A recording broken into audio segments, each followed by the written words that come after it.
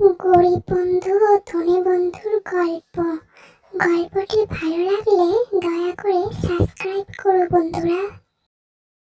রাখাল খুব গরিব, তার বাড়ি গাড়ি টাকা পয়সা কিছুই নেই। সে ভালো স্কুলে পড়াশোনা করতে পারে না দেখে তার খুব আফসোস।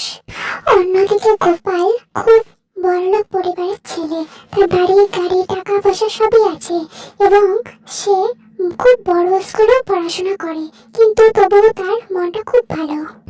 রাখাল এবং গোপাল খুব ভালো বন্ধু। গোপালদের বাগানে রোজ দিন রাখাল এবং গোপাল খেলা করে।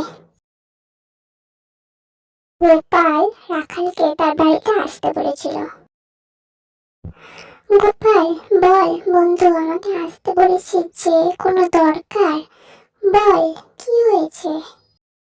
না না বন্ধু, কোনো দরকার না, এমনি আসতে বলেছি তোকে, এমনি একটু গল্প করবো, আড্ডা মারবো, তার জন্য। বস। রাখাল, তুই একটু বস, আমি এক্ষুনি আসছি। রাখাল সেখানে বসে বসে ভাবতে লাগে, গোপালদের বাড়িতে সবই আছে, এত দামি দামি জিনিস আছে, তাদের বাড়ি গাড়ি সব আছে, অনেক টাকা পয়সাও নিশ্চয়ই আছে, আমাদের তো কিছুই নেই, তবুও গোপাল আমাকে খুব ভালোবাসে। তারপর তারা চা খেতে খেতে অনেক গল্প করে। তারপর গোপাল তার নতুন ল্যাপটপ এনেছে বলে সেটাই রাখালকে দেখাচ্ছে। এইভাবেই অনেকটা সময় কেটে যায়। ঠিক আছে গোপাল, থাক, সন্ধ্যা হয়ে এসেছে, বাড়ি যাই। ঠিক আছে, সাবধানে যাস, আর কালকে কিন্তু তোর বাড়িতে যাব আমি, ঠিক আছে? সাবধানে যাস।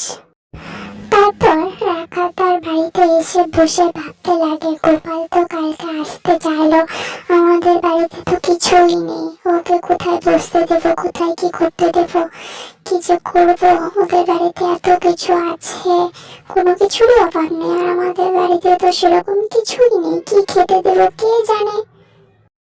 এইসব চিন্তা করতে করতে রাখাল ঘুমিয়ে পড়ে। তারপর সে স্বপ্নের মধ্যে দেখতে পায় তার অনেক বড় বাড়ি, অনেক জিনিস, সবকিছু হয়েছে। তারপর তার হঠাৎ করে ঘুম ভেঙে যায় এবং সে দেখতে পায়, কই, কিছুই তো চেঞ্জ হয়নি, তাহলে আমি কি স্বপ্ন দেখলাম? এত সকালবেলা স্বপ্নটা দেখলাম, তাহলে কি সত্যি সত্যি হবে এটা? তারপর সে ঘুম থেকে উঠে বাড়ির সামনে গিয়ে দেখে তার বাড়ির কাছে নিচে একটা বৃদ্ধ বসে আছে।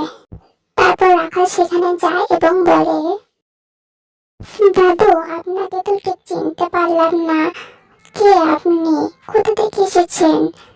এত সকালে আমাদের বাড়িতে বসে আছেন যে, কিছু কি হয়েছে?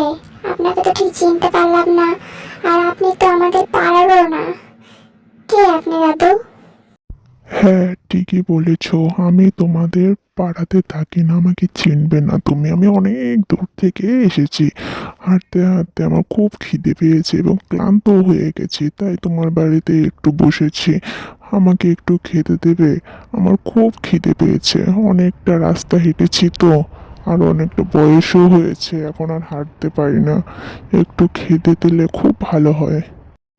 তারপর রাখাল ভাবতে থাকে, ঘরে তো কিছুই নেই, এদিকে গোপালও আসবে, কি খেতে দেবো ওনাকে, আর এত সকাল সকাল খেতে চাইছে, নাও করতে পারছি না। ঠিক আছে, যা আছে সেটুকুই খেতে দেবো।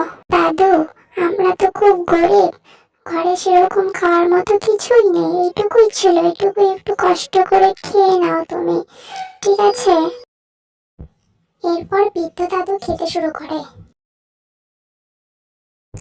খাওয়া শেষ করে রাখালকে বলে, বেঁচে থাকো বাবা, অনেক বড় হও, তোমার বাড়িতে কিছুই নেই, তবুও তুমি আমাকে পেট ভরে খেতে দিলে, তোমার মঙ্গল হোক বাবা, অনেক বড় হও, ভালো থাকো, ঠিক আছে? আজকে আসি তাহলে। এরপর বৃদ্ধদাদু সেখান থেকে চলে যায় এবং রাখাল ভাবতে লাগে, গোপাল তো আসার সময় হয়ে গেল, আমি ওকে কি খেতে দেব? যা ছিল সবই তো দিয়ে দিলাম, আর অল্প আছে, সেটুকু ওকেই দেব, আমি না হলে না খেয়ে থাকবো। এরপর গোপাল রাখালের বাড়ির সামনে এসে রাখালকে ডাকতে লাগে, রাখাল, রাখাল, কই তুই? আয় গোপাল আয়, ঘরে এসে বস, আয়। গোপাল, তুই তো জানিস আমরা খুব গরিব, কষ্ট করে তোকে আজকে থাকতে হবে। বস, বিছানাতে বস। তুই গরিব তাই কি হয়েছে, আমরা বন্ধু তো নাকি? আমাকে নিয়ে চিন্তা করিস না, আমি ঠিক আছি। তারপর গোপাল তাদের বিছানাতে বসে এবং রাখাল তার খাওয়ার বন্দোবস্ত করে।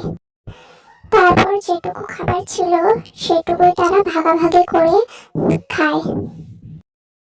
তারপর তারা গাছের নিচে বসে গল্প করে অনেকটা সময় কাটিয়ে দেয়।